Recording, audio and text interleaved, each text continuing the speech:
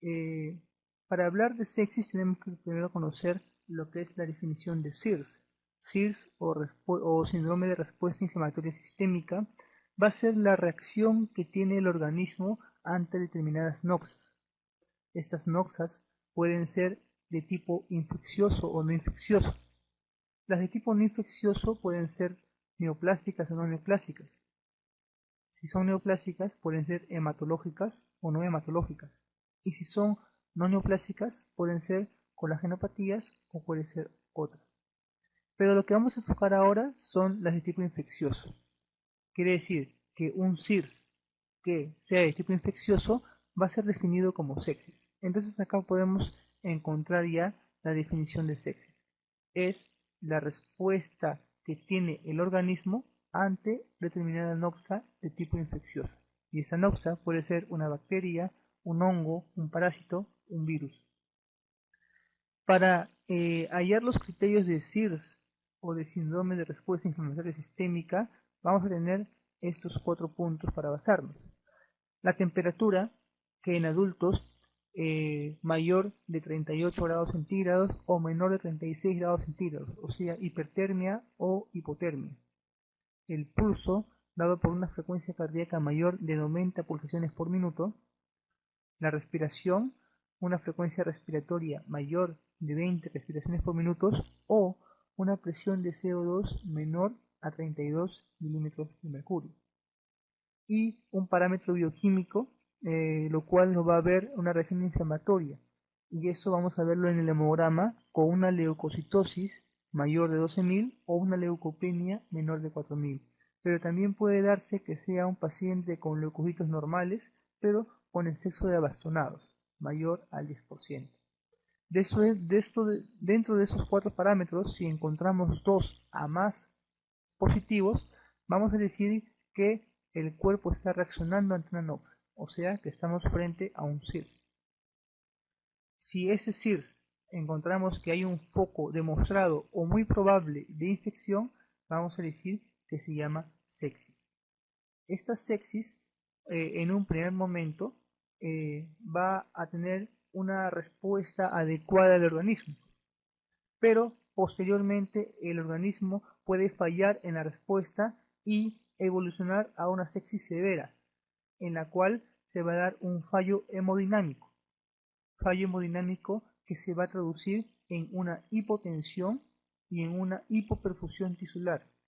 ¿Cómo podemos ver la hipotensión? Mediante la presión arterial sistólica o mediante la presión arterial media. ¿Y cómo podemos ver la hipoperfusión tisular? Principalmente por lo que es el llenado capilar, por lo que es la palidez acral y sobre todo por lo que es la oliguria. Pero en un primer momento este fallo hemodinámico va a responder adecuadamente a fluidos. Quiere decir que al aplicarle cristaloides o coloides durante una hora, este fallo hemodinámico va a ser revertido. Tenemos hipotensión, hipoperfusión tisular. Pero ¿qué pasa si este fallo hemodinámico no revierte después de 1 a 2 horas de una adecuada soporte hídrico? Entonces vamos a decir que este paciente es refractario al tratamiento hemodinámico y por lo tanto estamos frente a un shock séptico que se va a traducir como un fallo multiorgánico refractario a fluidos. Entonces, si hablamos de sepsis severa, recordemos que sepsis severa tiene que ver con un fallo hemodinámico, o sea, principalmente de lo que es hipotensión oliguria o hipoposición tisular. Y si hablamos de shock séptico, ya hablamos de un fallo multiorgánico, donde están comprometidos 2 o más sistemas. Cuando hablamos ya de shock séptico y vemos que no responde a fluidos como cristaloides o coloides, vamos a tener que hacer uso de vasopresores como la norepinefrina o la dopamina o incluso de inotrópicos como la dobutamina. Es importante diferenciar lo que es shock séptico de shock tóxico. El shock tóxico se diferencia del shock séptico en que no causa bacteriemia. El shock séptico es un SIRS infeccioso, pero como es sistémico hay una alta probabilidad de bacteriemia. Así esta no se demuestre con el hemocultivo. Entonces en shock séptico hay bacteriemia, pero en el shock tóxico no hay bacteriemia, porque el shock tóxico se da por, como dice su nombre, toxinas. Y el ejemplo más claro de shock tóxico es el síndrome de shock tóxico estafilocócico, que se da por un superantígeno, que es una toxina que expulsa el Staphylococcus aureus, que llega a nivel sistémico y que traduce esto en manifestaciones sistémicas como fiebre, como un exantema descamativo, que principalmente se da en palmas y plantas, y cuyo tratamiento, aunque discutido, consiste en penicilinas resistentes a la penicilinasa, como la oxacilina. Y digo discutido porque como es un síndrome en el cual no hay bacteriemia, es decir, no hay agente bacteriano en la sangre, sino es su toxina, entonces en teoría no debería responder antibióticos, pero se sigue usando los tratamientos antibióticos con oxacilina para síndromes de shock tóxico. Entonces, diferenciemos bien shock séptico de shock tóxico. Shock séptico hay bacteriemia, shock tóxico no hay bacteriemia. Como dije anteriormente, he escrito muchas guías acerca del manejo de la sepsis, y es muy importante conocerlas porque esto va a ser el pan de cada día en la emergencia, y nosotros como internos tenemos que eh, diferenciar, tenemos que hallar el diagnóstico y tenemos que saber el manejo en ese momento, porque recordemos que la emergencia es pensar rápido, es hacer las cosas, estabilizar al paciente lo más rápido posible y disminuir su probabilidad de muerte y mortalidad. Esta guía internacional, cuya última revisión ha sido en el 2008, nos hablan de criterios para ver una sepsis. Nos hablan de criterios que ya hemos visto en lo que es la definición de SIRS, como lo que es la temperatura, la fiebre mayor 38.3, aquí ya la elevan un poco más, que es el diagnóstico normal de fiebre, que en el SIRS lo bajan a 38, hipotermia menor a 36, tenemos también la función circulatoria con la frecuencia cardíaca mayor a 90 o mayor de 2 desviaciones estándar según el rango de edad, esto principalmente en pacientes pediátricos.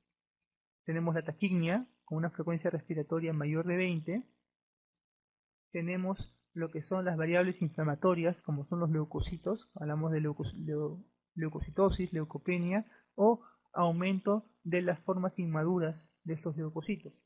Pero también acá nos están hablando de otros parámetros ya más clínicos, como son alteraciones del estatus mental, o sea, alteración de la conciencia, un paciente que esté soporoso,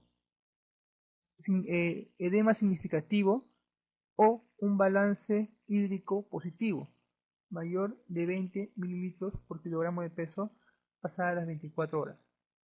O sea, paciente edematoso, paciente que no esté reteniendo líquidos en el intravascular, y una hiperglicemia considerada como una glucosa plasmática mayor de 140 en ausencia de diabetes, que también es un parámetro que toman en esta guía para determinar un paciente séptico. Pero también tenemos otros parámetros inflamatorios al igual que los leucocitos, que son los factores de fase aguda, como la proteína C reactiva o la procalcitonina.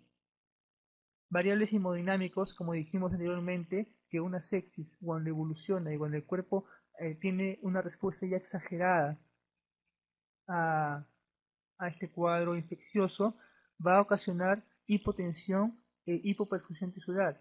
Y la hipotensión va a estar dada principalmente por la presión arterial sistólica. Una presión arterial sistólica menor de 90 milímetros de mercurio o una disminución súbita de esta más de 40 milímetros de mercurio. Quiere decir, por ejemplo, un paciente cuya presión normal sistólica es 135 y después lo encontramos en 90 o en 92.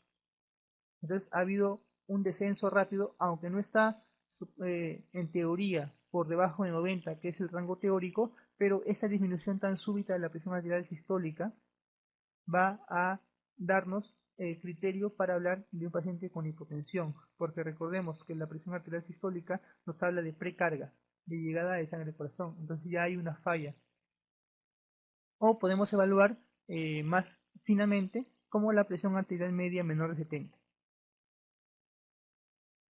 Tenemos también otras variables de difusión orgánica, ya cuando hablamos de shock séptico. Hablamos de una hipoxemia.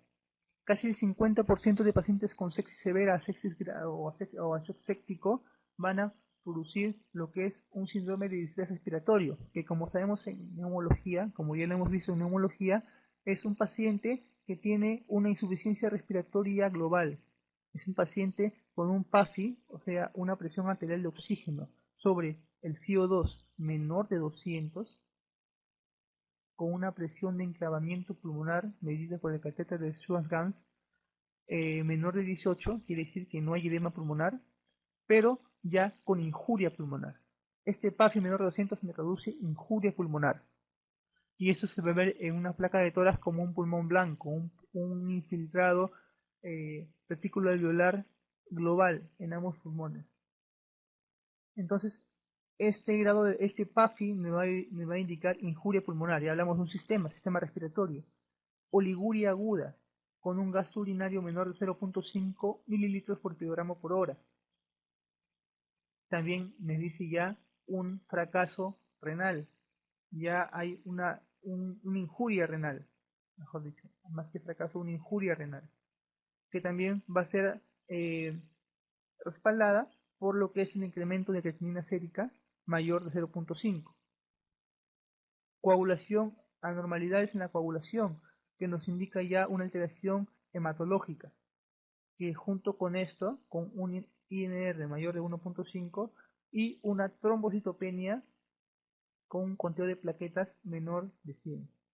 Un ilio, que indica ya alteración gastrointestinal, y esto posiblemente se da por una alteración electrolítica. Hiperbilirrubinemia, que me indica ya una alteración hepática. Entonces acá estamos viendo que, como dijimos, el shock séptico es un fallo multiorgánico. Son dos o más sistemas que se alteran y estamos viendo cuáles son las manifestaciones de cada uno de estos sistemas. El hígado, la hiperbilirrubinemia, con una bilirrubina total mayor de 4 o incluso una menor producción de albúmina, que también se va a mostrar en los casos de una injuria hepática. Las variables de perfusión tisular, vamos a tener, además de la oliguria, también la hiperlactatemia, o sea, el aumento del lactato, por mayor de 4 milimoles, ¿no? O mayor del límite superior de las cifras normales para el laboratorio. Y bueno, disminución del llenado capilar. Recordemos que dentro de los valores pediátricos esos valores van a ser diferentes, ¿no? Por ejemplo, en los pediátricos la hipertermia o la fiebre se da por un valor mayor de 8.5 o una hipotermia se da por un valor menor de 35 grados centígrados. Entonces, vamos a tener que esta bacteriemia característica de la sepsis va a darse por una agente, que puede ser una bacteria, pero también pueden ser hongos, pueden ser parásitos, pueden ser virus, eh, principalmente se da por gram negativo. Y digo principalmente porque ya no es tanto así. Ahora también se puede dar por gram positivos. Y cada uno tiene un componente especial dentro de su membrana o dentro de su pared que va a desencadenar la respuesta inflamatoria dentro del organismo. Los gram negativos tienen como principal agente la endotoxina y los gram positivos el ácido teicoico. Recordemos que en algunos gram positivos, como el estafilococo, pueden producir shock tóxico por superantígenos, por toxinas que eliminan dentro del organismo.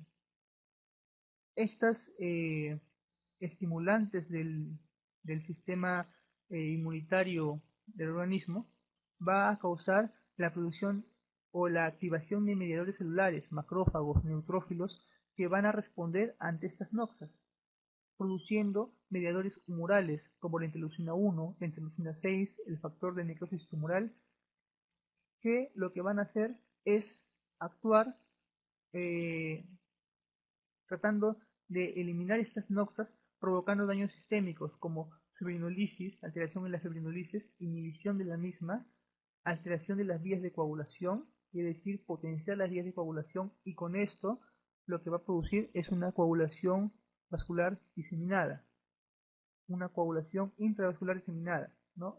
el CDI.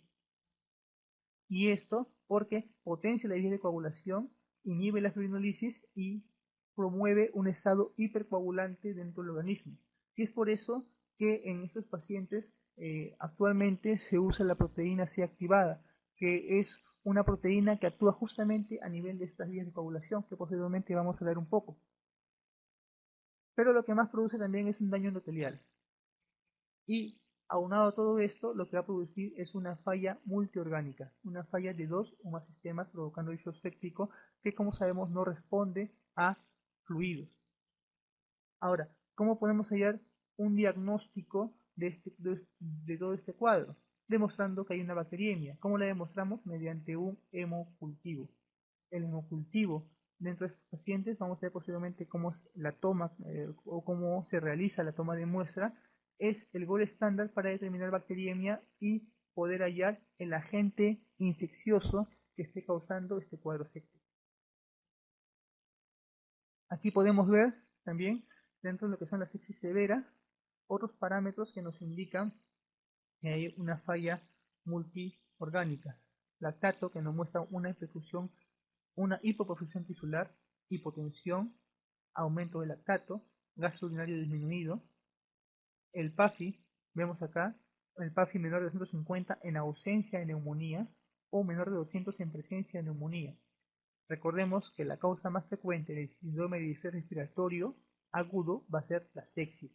El 50% de sepsis, los de pacientes con sepsis, hacen falla respiratoria con un síndrome de distrés respiratorio agudo. Creatinina mayor de 2 miligramos por decilitro, ya hablan de una falla renal. Bilirrubina mayor de 2, plaquetas menor de 100, coagulopatías con un INR mayor de 1.5. El tratamiento. El tratamiento para la sepsis va a constar en varios parámetros y las guías actuales lo que intentan es el manejo de sepsis severa y shock séptico de una manera aguda y con una respuesta rápida en las primeras 6 horas. ¿Qué es lo que busca estas guías con el tratamiento? Primero, un adecuado soporte hemodinámico y respiratorio que se da en las primeras 6 horas. Este adecuado soporte hemodinámico va a constituir en estas metas. Primero, conseguir una presión venosa central entre 8 y 12 milímetros de mercurio. Conseguir una presión arterial media mayor o igual a 65. No me están hablando de conseguir una presión normal mayor de 70, no, me hablan de conseguir una presión arterial media que pueda manejarse, o sea, mayor o igual a 65.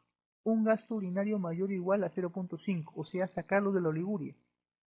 Una saturación de oxígeno capilar mayor o igual a 65%. Ojo, que normalmente la saturación normal capilar es mayor de 92, 95% aproximadamente, o 98%.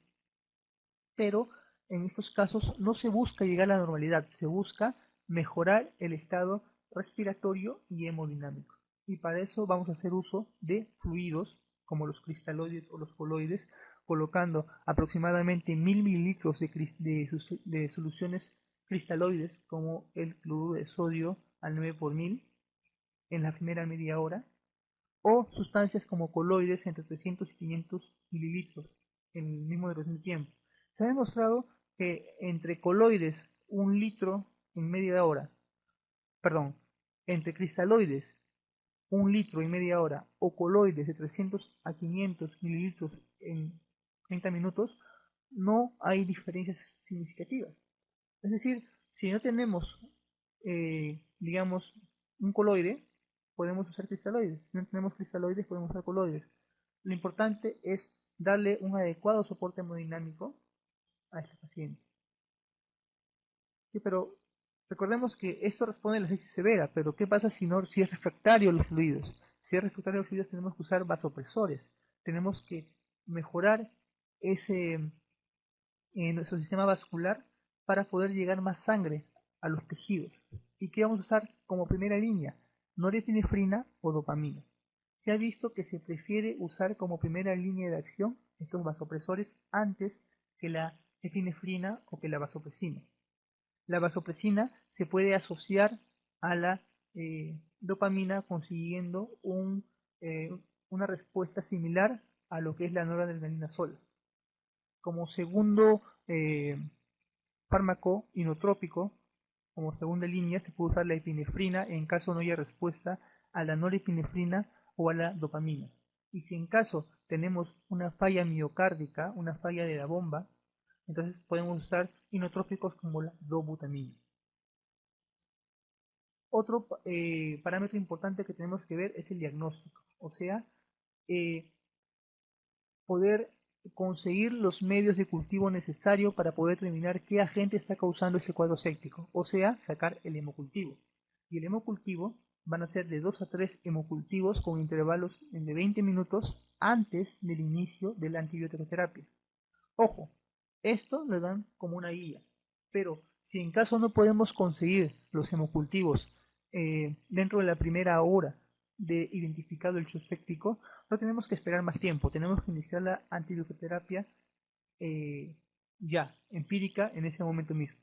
Si no podemos hallar los medios, no tenemos que dilatar el inicio de la antibiótico-terapia. Pero lo ideal es conseguir estos cultivos, ¿no?, con un intervalo de 20 minutos antes del inicio de la antibiótico-terapia. Y a una antibiótico-terapia empírica de amplio espectro temprana. Se dice que se debe iniciar la antibiótico-terapia endovenosa dentro de la primera hora de identificado el cuadro séptico. Y esta antibiótico-terapia tiene que ser de amplio espectro. Quiere decir, debe cubrir todos los organismos más probables. ¿Cuáles son estos? Gram negativos, E. coli a la cabeza; gram positivos, estafilococos; gram positivos, estafilococos epidermidis, que se da principalmente en pacientes con uso de catéteres, o lo que son los neumococos. Entonces, tenemos que iniciar la antibiótico-terapia dentro de la primera hora de diagnosticado o de identificado el cuadro séptico.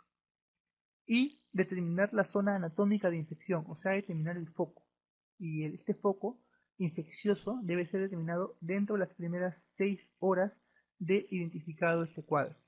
Posteriormente también hay otros manejos, como son los manejos con corticoides, y esto principalmente se hace con dos funciones. Primero, disminuir la respuesta inmunitaria del cuerpo que está causando tanto daño, ¿no? Y segundo, que se ha visto que en esos cuadros sépticos se da una insuficiencia suprarrenal, y lo que se hace es reponer el cortisol que no está produciendo las suprarrenales.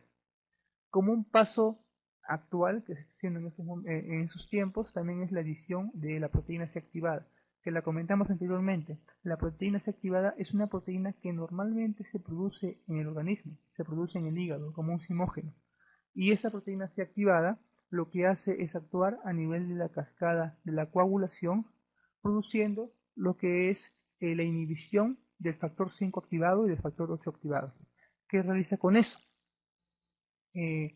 Lo que hace es frenar la cascada de la coagulación y disminuir ese estado hipercoagulable dentro del cuerpo.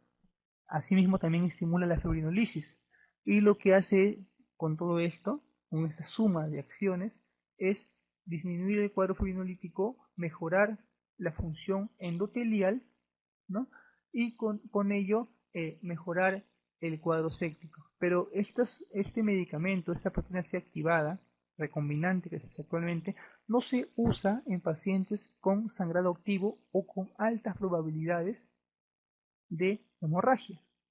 Eso es una gran limitación, porque recordemos que dentro de las fallas orgánicas que se producen en la sepsis está lo que es la función plaquetaria, que se encuentra disminuida. Y esta función plaquetaria disminuida va a ser un promotor de hemorragias.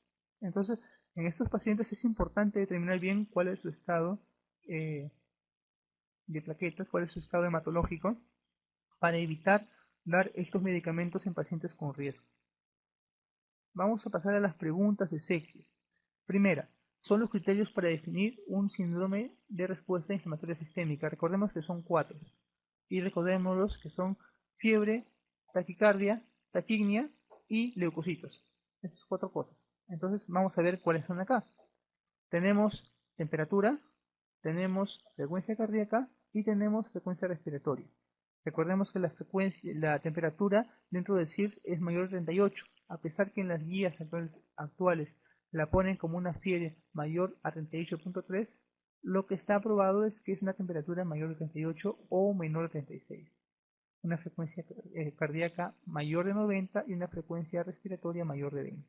Entonces acá sería la respuesta A. Es una pregunta de salud 2004. ¿Qué diagnóstico consideraría para el siguiente cuadro clínico? Fiebre, escalofríos, trastorno mental, me imagino que acá se refieren a trastorno del sensorio, artralgias, mialgias, anemia severa y lesiones purpúreas. Este es un cuadro en específico. Fiebre, escalofríos, trastorno del sensorio. Entonces, aquí al parecer hay un cuadro que podría ser un cuadro séptico, un cuadro infeccioso. Ahora, recordemos que dentro de la clínica de la sepsis, al comienzo es un cuadro inespecífico que justamente se da con esto, fiebres, escalofríos, trastorno del sensorio, eh, pero que cuando ya evoluciona puede tornarse ya en un cuadro más específico que va a depender de qué microorganismo está causando la infección. Por ejemplo, si estamos hablando de un meningococo, recordemos que la meningococcemia produce unas púrpuras, unas lesiones purpúricas características. Entonces, al parecer, en este cuadro estamos frente a este caso. Son lesiones purpúreas. Entonces, es una respuesta que se da en los cuadros de meningococcemia. Tenemos una anemia severa que ya me expresa una falla hematológica. Entonces, el cuadro acá sería una septicemia o sepsis. Recordemos que ya no se usa el término de septicemia, pero bueno, todavía acá lo han utilizado. Durante la fase aguda de la respuesta inflamatoria aumenta la concentración plasmática de algunas proteínas, mientras que otra disminuye. ¿Cuál de las siguientes disminuye? Un síndrome de respuesta inflamatoria sistémica que está dando acá, como su mismo nombre lo dice, es una respuesta del organismo, lo que va a hacer es aumentar los reactantes de fase aguda. ¿Y cuáles son estos? La proteína C reactiva, la actoglobina, el fibrinógeno, la transferrina. Pero la albúmina no es una proteína, un reactante de fase activa. Es más, esto disminuye, la albúmina disminuye y esto también nos da como un método diagnóstico para ver que hay injuria hepática. Entonces acá la respuesta es la B. Si un paciente se encuentra en estado de coma, presenta hiperventilación y su estado ácido-base revela una acidosis metabólica, el diagnóstico etiológico más probable es, esta es una pregunta de ENAN 2003, es un paciente en estado de coma, está hiperventilando y está con un estado ácido-base que revela una acidosis metabólica. Recordemos que cuando un paciente hiperventila, lo que genera es una alcalosis respiratoria, porque elimina mucho CO2 y posiblemente se pueda dar una acidosis metabólica en respuesta a esa alcalosis respiratoria. Pero en este caso, según las claves de lo que nos está hablando, es de un paciente con un cuadro infeccioso que está teniendo una hipoperfusión tisular y es por eso el cuadro acidótico con un fallo respiratorio, una frecuencia respiratoria elevada. Entonces en este cuadro tendríamos que hablar de una septicemia. Clave B. Paciente que ingresa con fiebre de 39. Tenemos un criterio de decir ictericia y síntomas urinarios. Hay ictericia, posiblemente eso es por aumento de bilirrubina y posiblemente sea una injuria hepática. Síntomas urinarios, estamos determinando que puede haber un foco de repente infeccioso, pero tenemos que seguir leyendo. Leucocitos en 12.000 y 10% de bastonados. Tenemos fiebre y tenemos leucocitos, tenemos un CIRS. Plaquetopenia, ictericia, tenemos falla de dos órganos. Presenta una hipotensión de 80/50 con un pulso de 125 que mejora con fluidoterapia. Entonces, tenemos aquí un paciente con fiebre, con leucocitos elevados y con frecuencia cardíaca elevada. Tres criterios de CIRS, entonces es una respuesta inflamatoria sistémica, con un probable foco urinario, entonces es una sepsis. Pero esta sepsis ya hay falla de órganos porque dice que tiene hipotensión. Entonces ya hay una falla hemodinámica, que como dijimos, ¿qué se relaciona con la falla hemodinámica? La sepsis severa. Pero te dicen que acá responde de fluidos. Entonces, ¿por qué te especifican esto? Porque nos hablan de ictericia y nos hablan de plaquetopenia. Y cuando nos hablan de ictericia y plaquetopenia nos hablan de falla orgánica. Pero recordemos que para Cuando uno piensa en falla multiorgánica, piensa en shock séptico, pero recordemos que el shock séptico no responde a fluidos, y este sí. Entonces, como este sí responde a fluidos, el diagnóstico sería sepsis severa. Mujer de 67 años de edad, diabética hipertensa, tiempo de enfermedad de 7 días con temperatura de 39 grados. Disuria, polaquiuria, dolor lumbar izquierdo. Ingresa por emergencia confusa, ojo, recordemos cuadro sistémico, confusa, confusión desorientada, una presión de 100/50, una frecuencia cardíaca de 130, miren, 130, respiratoria 32, tenemos dos criterios de CIRS, oliguria e ictericia. ¿Cuál es el diagnóstico más probable? Tenemos dos criterios de CIRS. Tenemos un probable foco infeccioso, posiblemente. ¿Por qué? Porque dice que el paciente tiene disuria, polaquiuria y dolor lumbar. Y tiene eh, un cuadro de 7 días, con 39 grados. Tenemos tres parámetros de CIRS, tenemos un probable foco infeccioso, entonces hablamos de una sepsis, ¿no? Al decirme que hay fiebre y dolor lumbar, posiblemente ya no sea una simple cistitis, ya estaríamos hablando de una pielonefritis. Y te dicen que hay oliguria, que hay ictericia. Hay oliguria, hay hipoperfusión tisular, hay ictericia, posiblemente haya injuria hepática. Entonces acá vamos a estar, no nos especifican si la paciente responde o no a fluidos. Si no nos especifican, tenemos que suponer de que sí responde a fluidos. Entonces esto sería una sepsis, ¿no? Pero una sepsis con oliguria, con falla, con hipoperfusión tisular, o sea, una sepsis severa. Y una sepsis severa secundaria a una infección que probablemente sea a nivel renal. Entonces, la clave sería una sepsis severa por pielonefritis. ¿Por qué no cistitis? Porque ya son síntomas sistémicos. Se dan cuenta, ya hay dolor lumbar, ya hay fiebre. Entonces, los cuadros de cistitis mayormente cursan con disuria, polaquiuria o tenesmo vesical, pero no hacen fiebre. El shock séptico es de tipo, bueno, esa es una pregunta más del segmento de cardio, pero recordemos que el shock séptico es un shock de tipo distributivo, junto con el anafiláctico, junto con el neurogénico. Entonces acá el shock séptico es de un tipo distributivo, en ambos 2006. Uno de los principales objetivos que se busca en el tratamiento estándar del shock séptico es conseguir, recordemos cuáles son las metas del tratamiento en el shock. Y dentro de estas, vamos a ver, saturación mayor a 98, no, en realidad esto es normal, no se busca normal, se busca mejorarla. Una presión arterial media no menor a 80, no se busca una presión arterial media tan alta, se busca una presión arterial media mayor o igual a 65. Una presión venosa central mayor a 18, tampoco, ¿no? Se busca una presión entre 12 y 18. Una diuresis mayor a 0.5, sí, mayor o igual a 0.5. Un hematocrito no menor a 38, tampoco, ¿no? Entonces la clave sería la B, la diuresis, ¿no?